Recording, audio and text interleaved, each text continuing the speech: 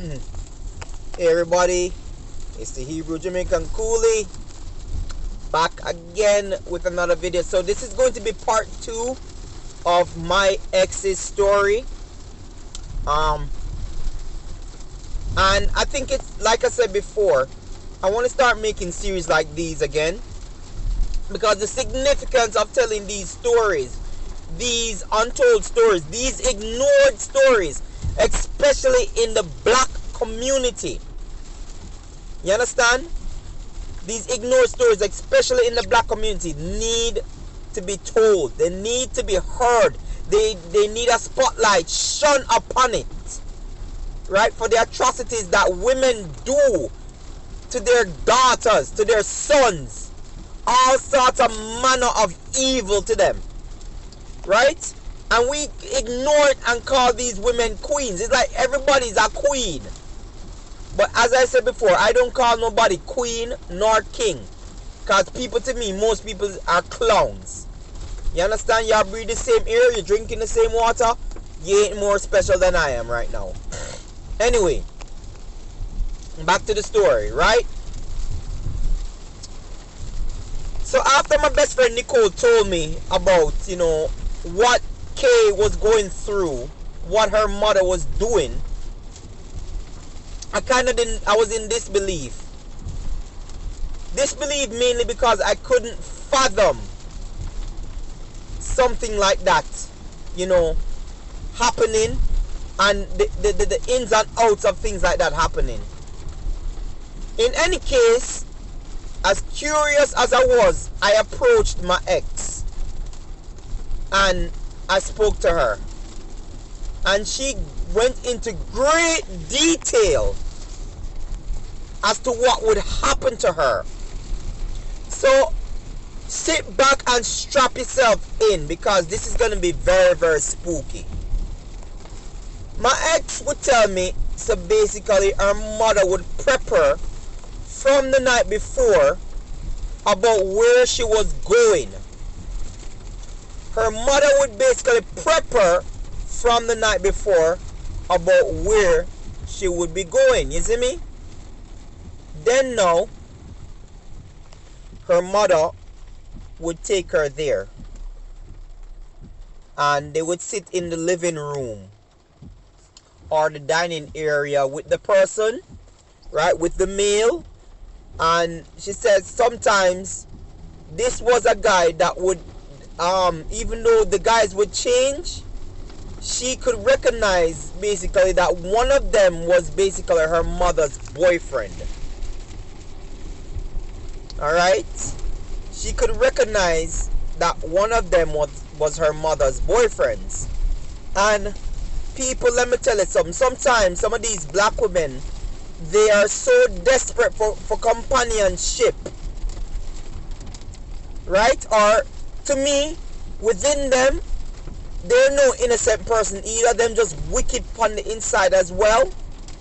And them want the evil stuff for live a certain lifestyle that they don't care about the people who they basically hurt in the process of attaining that life or maintaining that type of life. So anyway, my ex said that basically she would actually they would be in the living room and they would be talking and whatever it is, and the guy would offer the mother a drink and offer the mother the amenities of his house, whether it's a drink or food or whatever it is. And sometimes her mother would just say no, she just wants the money. So he would lay the money on the table, hold on to my ex's hand, and pull her into the back room. You understand? It's not really a back room, but pull her into a bedroom. Just call it the back room. You see me? Pull her into the back room. Right? My ex went into detail saying, because she is so short and so small, they would, she would explain to me at that point in time, I didn't know what gel was. I was a naive person at that age, and I think I was at the right age to not know any stuff like that. So my ex would say they would get themselves a special cream because she didn't know what that was either. You understand? The only gel children our age would know about would be hair gel, because we used a lot of hair gel back home. Hair gel, hair oil, things like that. So she said that, you know, he would get a special cream and he would rub it on her private parts and rub it on his private parts.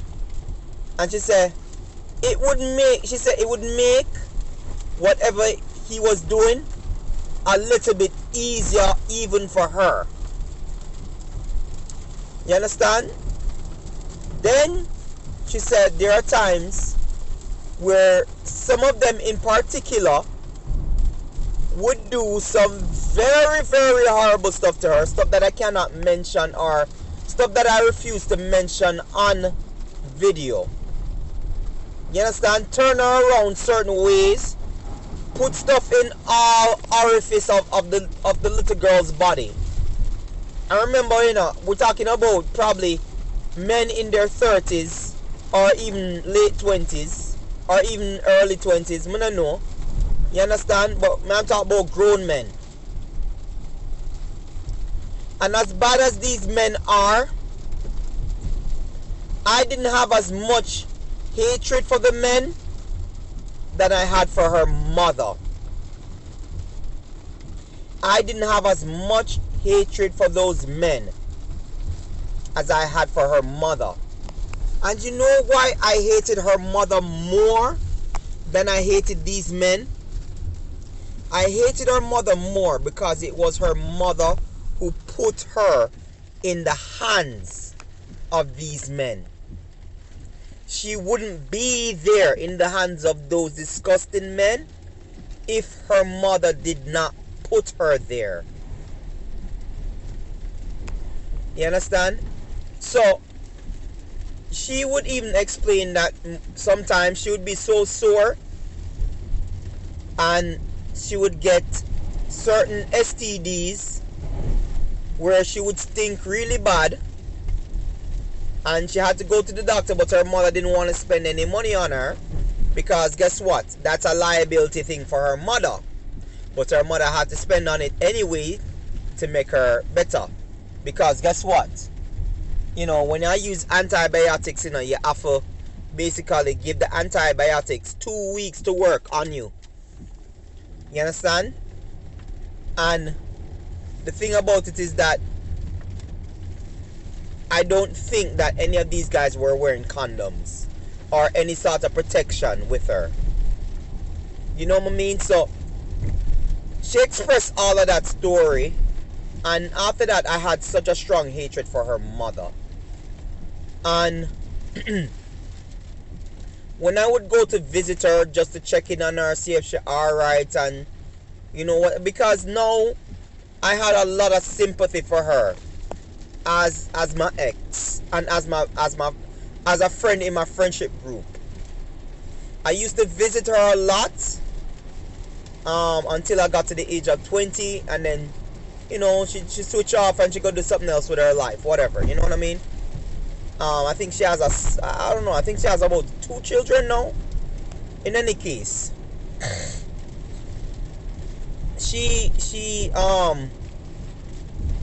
her mom would be there, and her mom used to know who I was.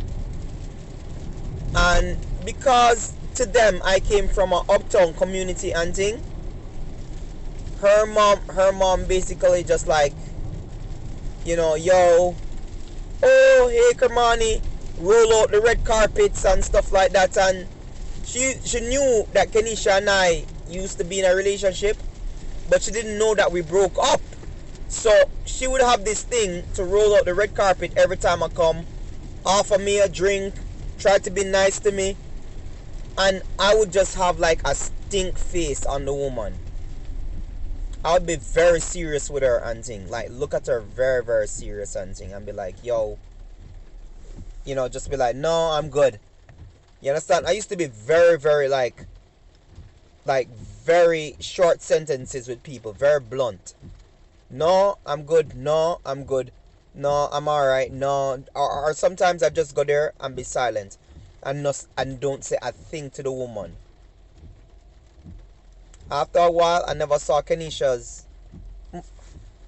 I never saw her mother anymore, but I only saw the grandmother, and the grandmother used to come to our church. So, we just usually just like, if she wasn't home when I visited, I just said to the grandmother, just tell her I said hi, and whatever it is, tell her to give me a call if she need nothing, and just tell her I hail her up. You see me?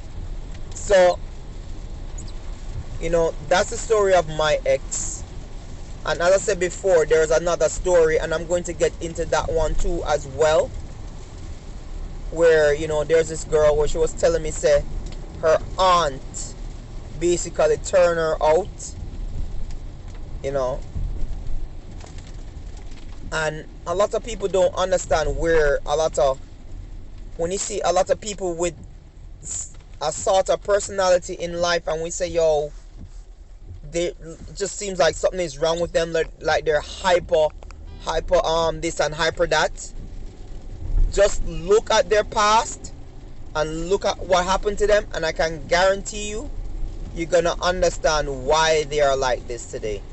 Anyway, this is the Hebrew Jamaican Coolie. If you like my video, subscribe, hit the like button, and share. Peace. Shalom.